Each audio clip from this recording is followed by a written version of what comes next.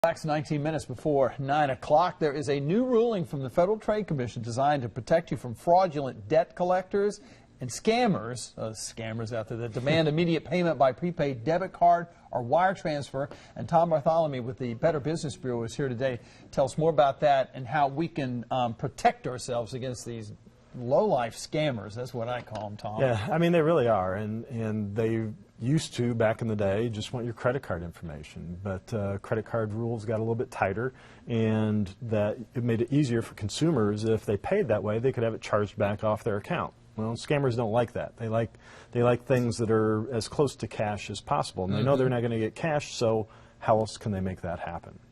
And that's what this rule is really all about. That now the preferred payment method of the scammers are the green dot money pack, the prepaid debit cards, basically. Okay. That you can get just about anywhere, and there's nothing inherently wrong with those. They can be a convenient way to pay for things.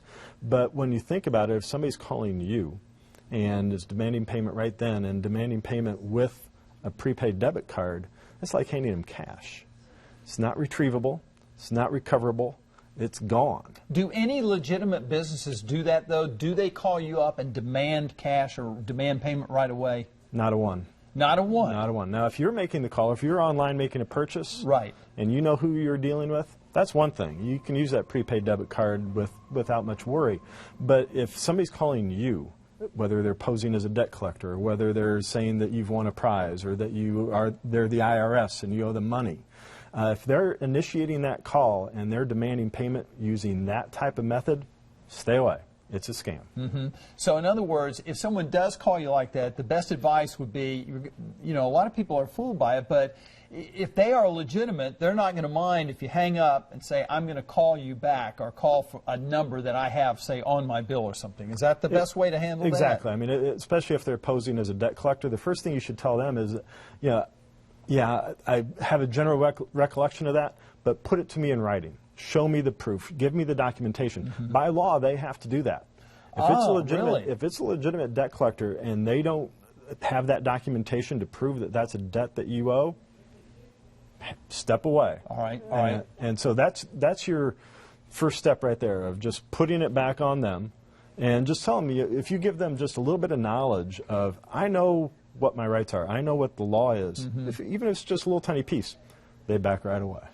Is there any way to catch these low-life scammers and these people, these frauds out there? Is there any way? Anymore, the only ones that are getting caught are the copycats. Most of these are originating now overseas, Africa, Eastern Europe, South America. And when they become popular and people in the United States go, hey, that looks like a pretty good way to raise some money, because the latest ones that were caught on the IRS scam were down in Florida.